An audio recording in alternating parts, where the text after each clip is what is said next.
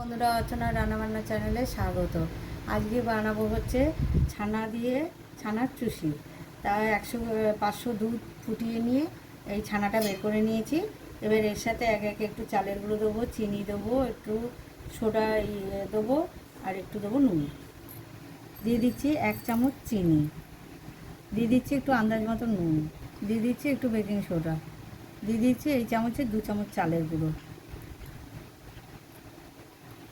হ্যাঁ, এটা ভালো করে এবারে মুছে নেব। এই দেখুন বন্ধুরা, এরকম করে ভালো করে এটাকে মুছে নেব। 1 চামচ চালের গুঁড়ো দিলাম। এই দেখুন বন্ধুরা, আমার এটা মাখা হয়ে গেছে। ছানাটা আর চালের গুঁড়ো দিয়ে মেখে নিয়েছি। এবার ছোটো ছোটো করে হচ্ছে চুষিটা কেটে নেব। এই দেখুন বন্ধুরা, ছানার চুষিগুলো এই যে বানিয়ে নিয়েছি। এবার এটাকে রেডি করব। এই দেখুন বন্ধুরা, দুধটা গরম বসিয়েছি। এতে দিয়ে দিচ্ছি একটু 2টো তেজপাতা, দিয়ে দিচ্ছি 2খানা এলাচ থেতো করে।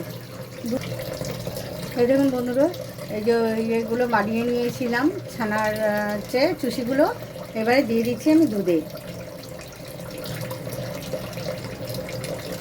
দেখুন বন্ধুরা, ছানার পায়েসটা হচ্ছে ফুটে গেছে চুষিটা।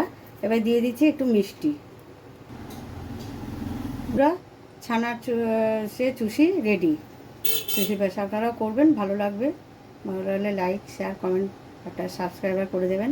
বানিয়ে দেখুন দিদিভাইরা, ভালো লাগবে।